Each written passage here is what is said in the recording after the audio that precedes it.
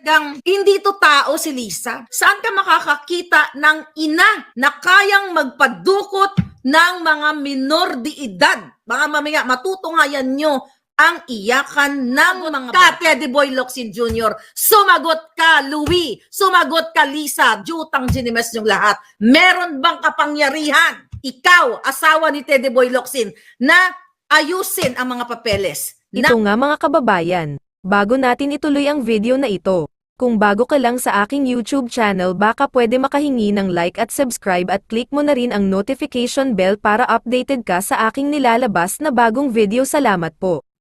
Talagang gusto niya talagang hindi to tao si Lisa. Saan ka makakakita ng ina na kayang magpadukot ng mga minor de edad? Mga mamaya, matutunghayan nyo ang iyakan ng mga bata. Pero doon kasi sa bago nating mga pasok dito po sa ating channel, ay kailangan ninyong maintindihan itong pinag-uusapan natin. So again, na-cancel ang passport ni distressed mother at pinahirapan doon sa Turkey at nabigyan pa nga ng Interpol Blue Notice, 'di ba? Dahil sa panggigipit nila, dahil nag-issue sila ng 2 warrant of arrest because of that fabricated crime sa tulong ng DOJ.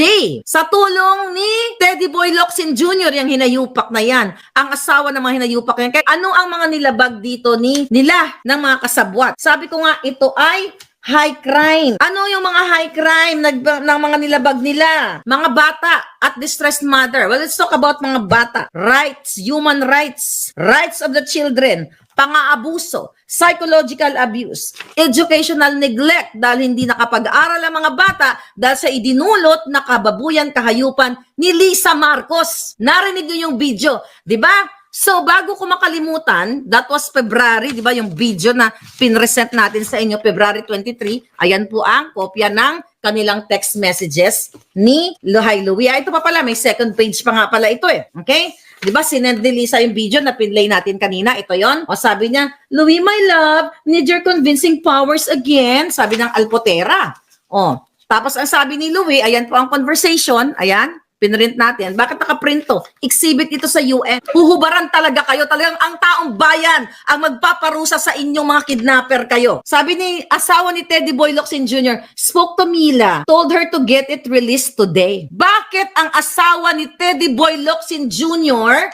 ay mayroon ba siyang mandato o kapangyarihan na ayusin ang what?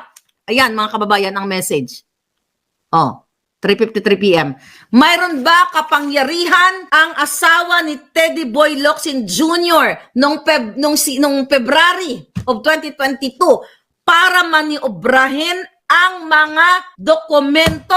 Sumagot ka, Teddy Boy Locsin Jr. Sumagot ka, Louie. Sumagot ka, Lisa. Jutang ginimes yung lahat. Meron bang kapangyarihan, ikaw, asawa ni Teddy Boy Locsin, na ayusin ang mga papeles? Now, ang sabi ni Lisa, I so love you, Louie dear. Oh, ano? The bribe mo pa. Can I get you anything from here?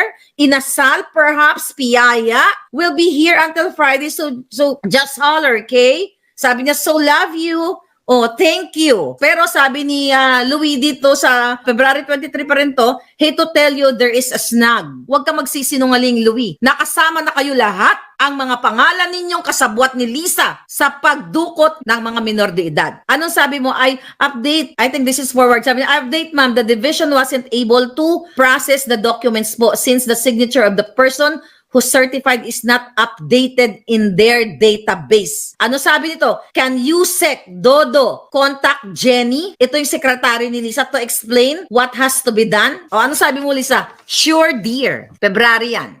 Nung naupo na sila, July, eto na yung boses ni Bianca Zubel, yung kanyang social secretary. Parinig natin ulit to. Liz, hi. Sorry to bother you, but I just got a call from Thor, and they're a bit concerned because they've gotten an order daw that the chief of ISAP is supposed to be changed by Tuesday, and there are people that are out to do some extraction. If it's possible to just keep the ISAP as is daw para hindi yung extraction kasi 2 weeks pa yata or something like that. Or please call Thor. I might be saying the wrong things, but Thor needs some needs help from you. Thank you. Nasundan nyo ba mga kababayan? For sure yung iba, yung mga nakapalo, nasundan nyo na. Yung una kong pinlaying video, February of 2022. Hindi pa si Marcos Jr. ang nakaupo. Yung pinlay nating audio, July of 2022. Ang tanong, di ba, kinakausap ni Bianca Zubel, Social Secretary, na i-hold muna ang transition, ang pagpapalit ng ISAP officers. I-hold muna kasi daw maaapektuhan yung extraction or kidnapping o pandurukot sa mga bata. Nakita ninyo mga kababayan.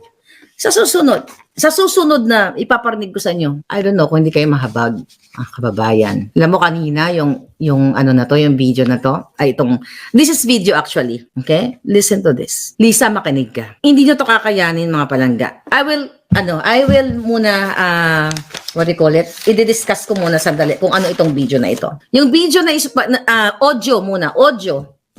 Ang ipa-play ko po sa inyong audio, ito ay conversation ng distressed mother at kanyang mga anak. Ano nangyari dito? Isang araw, noong August 23, nananahimik sila sa kanilang bahay. Although tuloy ang panggigipit ni Lisa Marcos at ni Chua, yung partner niya, kinatok sila ng pulis. Ito ay nangyari sa Turkey, okay? Kinatok ang mag-ina. 4 niyang anak, nanay, kinatok sila sa kanilang bahay ng mga pulis sa Turkey. At ang sabi, sila ay mayroon lamang na kukunan lamang sila ng statement, okay? Since they're undergoing, okay, sa kanilang mga papers doon at dahil nga sa mga kasong itinanim, pinabricate ni Lisa at ni Chua at ng DOJ at ng DFA, lahat ng kasabwat dito, pumunta ngayon sila sa pulis na ang expectation nila ng mag-ina ay i-interrogate lang sila, maitatanong lang sila regarding sa mga case na hinaharap nila. But lingid sa kaalaman ng 4 na bata at ng kanyang ina ay nakaprograma na pala ang extraction, which is yung pinag-uusapan doon kanina, ang sinasabi ni Bianca Zubel. Kailangan nyo na itong mapakinggan. Mamaya ko na-explain ng iba. Lisa, makinig kang General. Marcos Bangag, makinig ka.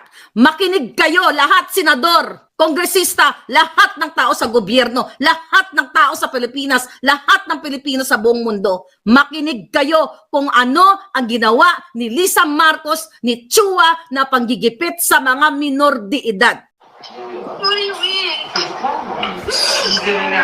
I don't know, baby. Nagawa na natin ko na to anything about it.